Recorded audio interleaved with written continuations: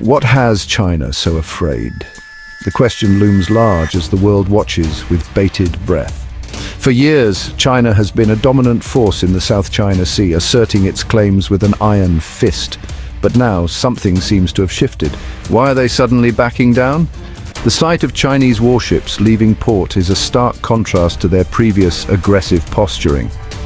The once unyielding stance appears to be softening, leaving analysts and observers puzzled. For years, we've seen them flexing their muscles in the South China Sea, building islands, sending in warships, ignoring international law. These actions were not just about territorial claims, they were a demonstration of power. A message to the world that China was not to be trifled with, a mighty dragon breathing fire. But something has changed. The dragon is retreating. The once fierce and unrelenting force is now pulling back, leaving many to wonder what has caused this sudden change in behavior. It's pulling back its claws.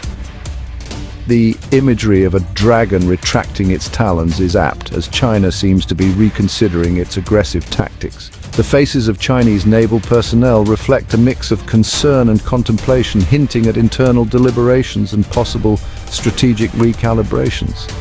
What could possibly force such a powerful nation to back down? The answer is multifaceted, involving a combination of legal, diplomatic, and economic pressures. A landmark ruling by an international court has challenged China's claims, and the global community has rallied to uphold the rule of law. The answer lies in a landmark legal ruling and a groundswell of international pressure. The Permanent Court of Arbitration's decision has not only questioned the legitimacy of China's actions, but has also galvanized other nations to take a stand. The presence of international naval forces in the region underscores the seriousness of the situation.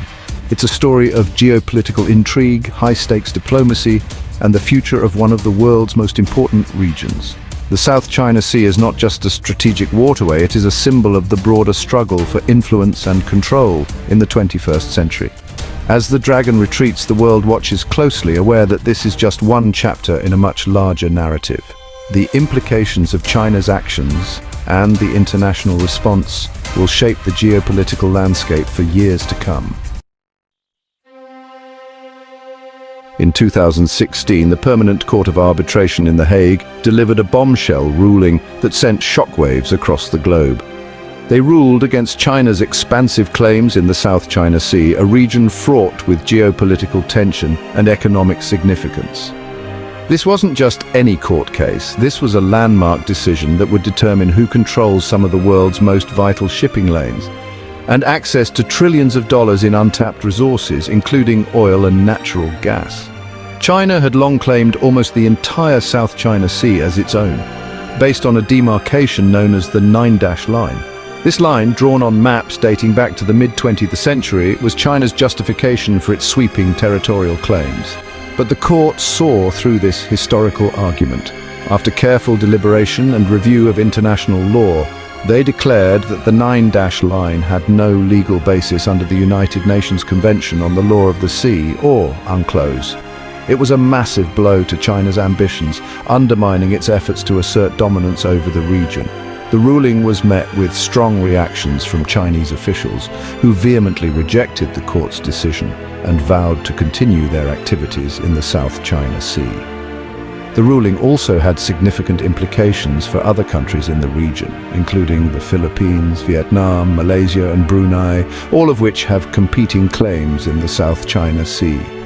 It emboldened these nations to stand up against China's aggressive tactics and seek diplomatic and legal avenues to resolve the disputes.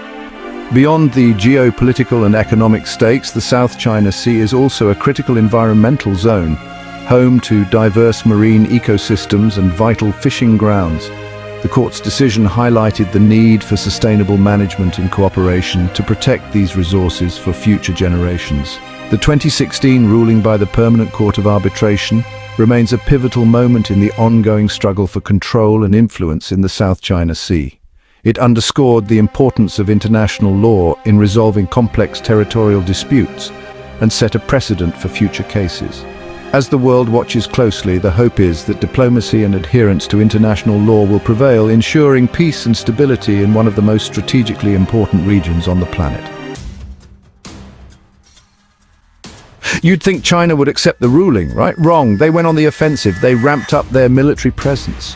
Warships patrolled the disputed waters. Fighter jets screamed through the skies. They continued building artificial islands, turning reefs into military bases. China was sending a clear message. We don't care what the court says. We're here to stay. But the world was watching, and they didn't like what they saw. Countries started pushing back. The United States, Japan, Australia, and even European nations condemned China's actions. They conducted joint military exercises in the region, showing their support for the Philippines and other nations threatened by China. The pressure was mounting. Then something interesting happened. China started to blink. They began withdrawing some of their vessels from the disputed waters. Their rhetoric softened. They even engaged in talks with Southeast Asian nations. What caused this change of heart? It was a combination of factors. The international pressure was working, their aggressive actions had isolated them, and the threat of economic sanctions loomed large. This is a story of resilience, courage, and a nation's unwavering spirit. For the Philippines, this was a huge victory. It was not just a win on paper, but a triumph that resonated deeply within the hearts of millions of Filipinos. The streets were filled with joyous celebrations, and the air was thick with a renewed sense of national pride. They had stood up to a giant and won. This was a modern-day David and Goliath story, where a small nation took on a much larger adversary and emerged victorious. The symbolism was powerful, and it sent a message to the world that size does not determine strength. They had proven that international law matters. By taking their case to the international court, the Philippines demonstrated that justice and fairness can prevail even in the face of overwhelming odds. This was a landmark decision that reinforced the importance of international law in maintaining global order. And they had secured their own territorial integrity. The ruling affirmed the Philippines' rights over its territorial waters, ensuring that their sovereignty was respected. This was a critical step in protecting their natural resources and maintaining their national security. This newfound confidence has emboldened the Philippines on the world stage. With this victory, the Philippines has gained a stronger voice in international affairs. They are now more assertive in their diplomatic engagements and are actively participating in global discussions.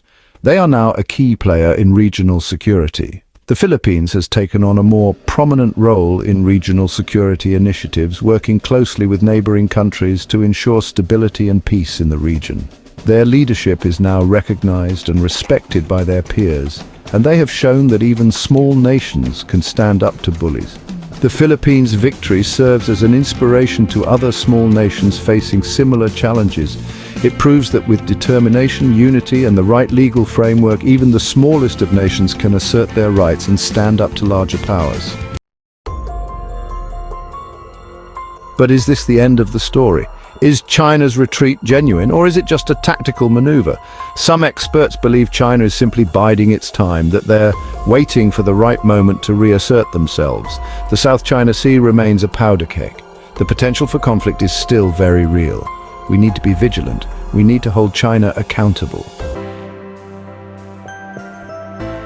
This situation highlights the importance of alliances. The Philippines on their own couldn't stand up to China, but with the support of powerful friends, they were able to level the playing field. It's a reminder that we live in an interconnected world, that we need to stand together against those who threaten the rules-based order. China's retreat also shows the power of economic pressure. China's economy is heavily reliant on trade. They can't afford to be isolated from the global market. The threat of sanctions hit them where it hurts, their wallets. It's a lesson other authoritarian regimes would do well to remember. So, what does the future hold? Only time will tell. But one thing is certain, the South China Sea will remain a focal point of geopolitical tension for years to come. We need to stay informed, we need to understand the stakes, and we need to support those who are fighting for freedom and the rule of law. Don't let the news cycle pass you by. Subscribe to this channel for more in-depth analysis on the South China Sea and other important global issues. Hit that notification bell so you don't miss an update, because in a world of spin and misinformation, knowledge is power.